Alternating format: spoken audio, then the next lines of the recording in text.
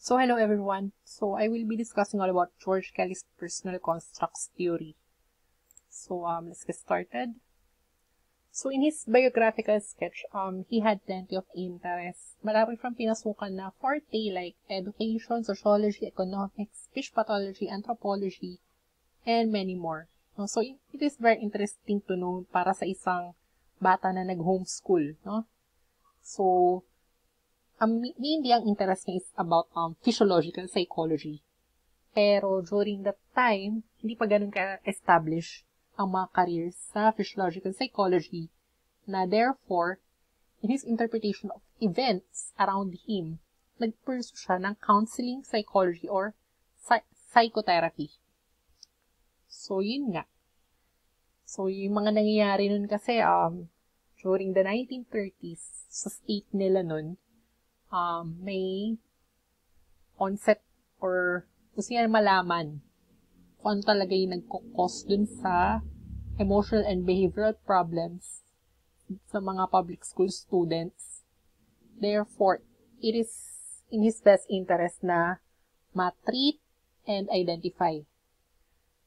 So, nag-pursue din siya ng career sa Navy and malaki ang contribution nito sa clinical psychology to be acknowledged as part of the health services.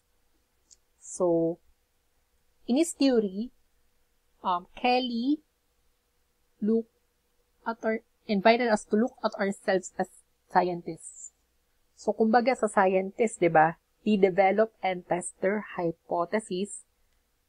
And tayo naman bilang tao, ordinaryong tao, we are capable of predicting and controlling events around us.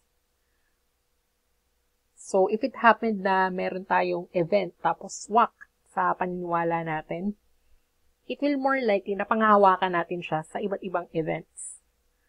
Okay? Gumagawa tayo ng meaning.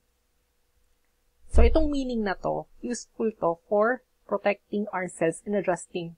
So, kumbaga, this is also a mechanism for us to cope and adapt, no? So, basically, knowing plays a key role in our development as a person.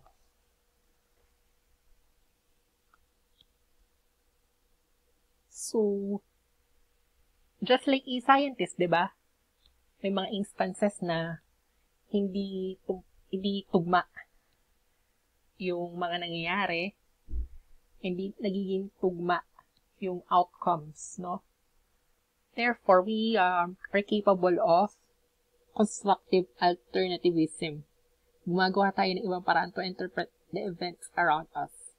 So, any event is subject to various interpretations. So, gumagawa tayo ng paraan para maunawaan mga nangyayari sa paligid natin. And, ayan. The objective truth of a person's interpretation are unimportant. Bakit? Kasi hindi natin ito malalaman agad-agad. So, therefore, ang mahalaga is yung implications nito sa ating buhay and behavior. So, kumbaga, kanya-kanya tayong paniniwala. Hindi sasabi ng mga DDS, for example, di ba, when you debate with them, na kapag wala na silang masagot, ayun. So, there are various alternatives that can help us understand the events more accurately. No? So, during the course of our lives, we develop different constructs. So, just like a scientist, we test, revise, and modify. So, before he enumerated the different corollaries, he had a fundamental postulate. So, a person's process are psychologically channelized by the ways in which he anticipates events. So, take note Take note of the word anticipates. So, kung paano natin ipapredict ng isang tao yung mangyayari in the future, may malaking impact yun sa kaniyang behavior. So, therefore, para kay Kelly, mahalaga ang future, no, to understand a person. So, after he stated his fundamental postulate, he enumerated different corollaries. First is the construction corollary, wherein we place an interpretation on an event. No? So to construe, we look at how similar events appear to be. Next, we have the individuality corollary. May mga pagkakaiba tayo. No? For example nito is yung ating sa events, no? Mga pamahiin ba? As opposed to sa mga taong religious. So, ganun. Next is organization. Inaayos natin ang mga constructs base sa pagkakatulad or pagkakaiba. So, we do an attempt to reconcile the similarities and differences. This is also helpful then in order for us to resolve the conflicts. Next is the dichotomy corollary. All of the constructs are bipolar in nature. So, yun nga. As mentioned earlier, dito applicable yung constructive alternativism. Yung mga constructs natin can occur in an either-or fashion, or they can be contrasted as long as we come with a certain definition of those. So, next, choice. So, kung ano yung useful para sa atin, yun ang gagamitin natin. Okay? Or ano yung mas mabuti. So, again, it will reflect back dun sa dichotomy corollary. However, sa dichotomy corollary, importante ang pagiging dichotomous ng ating constructs, pero hindi siya necessary. Next is the range corollary. So, some may be applied broadly and some are not. Kumbaga, may limit lang yung yung constructs natin on a certain events. But there are also other instances na pwede mo siya ma-apply in a broader sense. Experience, it is the meaning that we attach in our lives. Next is modulation. So, this is more concerned with the permeability of existing constructs. So, kung pwede na madagdagan, pwedeng mag-incorporate ng bagong elements, ayun. We will incorporate those. Next is fragmentation corollary. Now, people may use constructs that are seemingly incompatible with one another. For example is, pagiging protective ng mga fathers sa daughters nila, no? Fathers may be protective, yet there are fathers na gusto na maging strong, independent woman yung kanilang mga daughters. So we always look at the fact that our construct can be subject to change. Next is communality. No? We construe experiences in a same fashion. So, communication is based on similar personal constructs. So, makikita natin dito, malawak talaga ang experiences ng tao, kaya pwedeng magkapare-pareho. So, for example nito is, what is our idea of democracy? We may share our idea of democracy with other people as well, despite of democracy being a construct.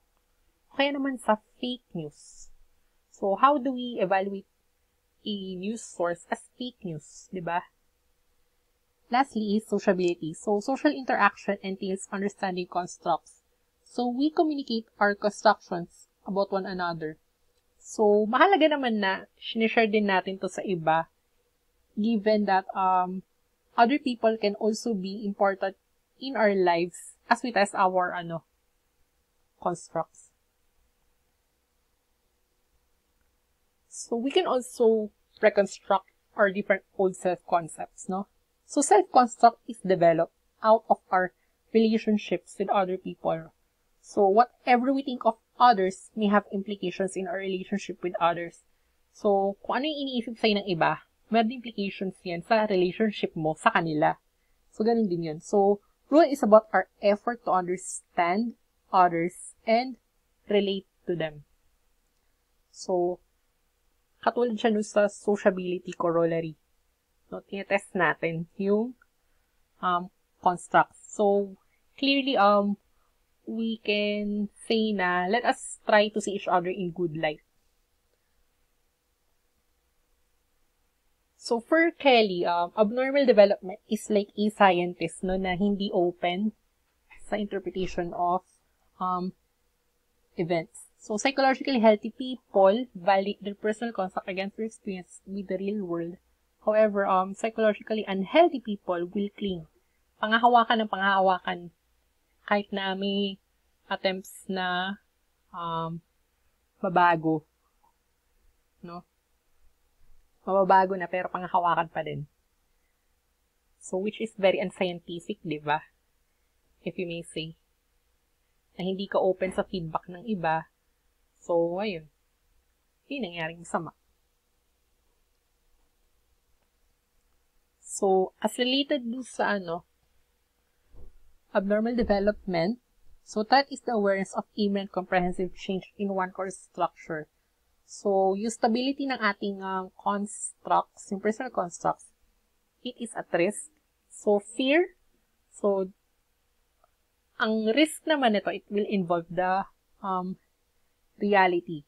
So, threat and fear prevents us from being secure. Next is anxiety or the recognition of events with which we are confronted outside our range of convenience. So, this is due to the experience of a new event na hindi tayo nag-trust. So, we can no longer understand ourselves based on the concepts that we developed during the past. And lastly, guilt is behaving in a way that are not related sa core natin. So, hindi natin matanggap talaga.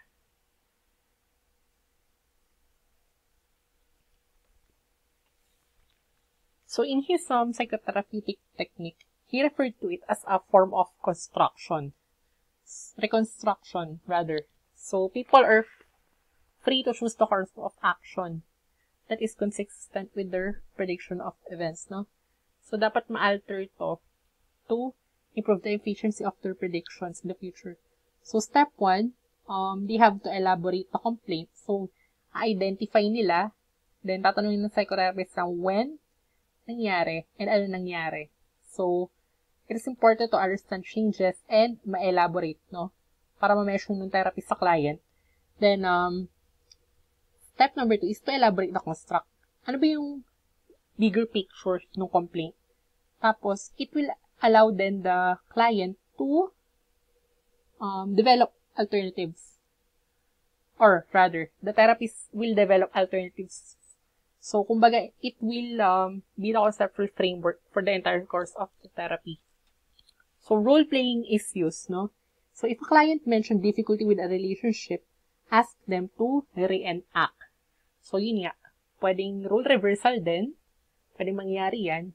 And, kaya naman, the therapist will create a fictitious character na they should think that way, talk that way, behave that way.